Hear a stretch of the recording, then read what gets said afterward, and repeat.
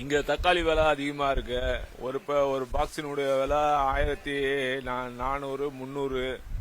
அதனால தக்காளியினுடைய வியாபாரம் சுத்தமா இல்ல. மக்கள் வாங்கறதுக்கு பயப்படுறாங்க. 60 ரூபா 70 ரூபான்னா வானான்றாங்க. அதனால தக்காளி அப்படியே தேங்குது. மாங்காய் விலை அதிகமா இருக்கு.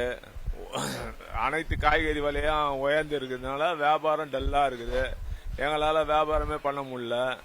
வியாபாரத்தினால எங்களுக்கு நஷ்டம் தான் ஏற்படுது.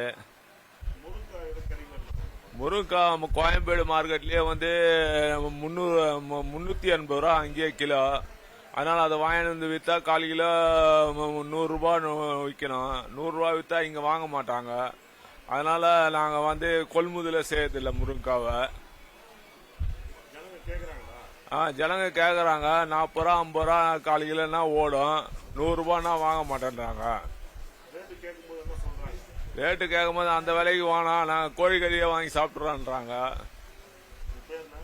என் பேரு முரளி, காய்கறி மார்க்கெட்டு, திருவள்ளூர். முருங்காவே எங்கேயுமே கிடைக்க மாட்டேதுங்க. 400 ரூபா சொல்றாங்க.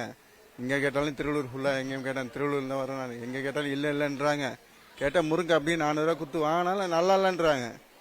அதனால முருங்காவே கிடைக்கல. அது இங்க திருவள்ளூர் ஃபுல்லா கேட்டேன். காக்கலூர் மார்க்கெட் கேட்டேன். டிடி காய்கறிகளை கேட்டேன். அங்கேயும் இல்லைன்னாங்க. எங்க தெருல அங்க நெத்தா செல்வர் கடையில் கேட்டேன். டிஜிஆர் காய்கறிகள் அங்கேயும் கேட்டேன். அங்கேயும் இல்லைன்றாங்க. முரளி கடை காய்கறி கடை அவற்றையும் கேட்டேன். இல்லைன்னாங்க. டிஎன்டி கேட்டேன்.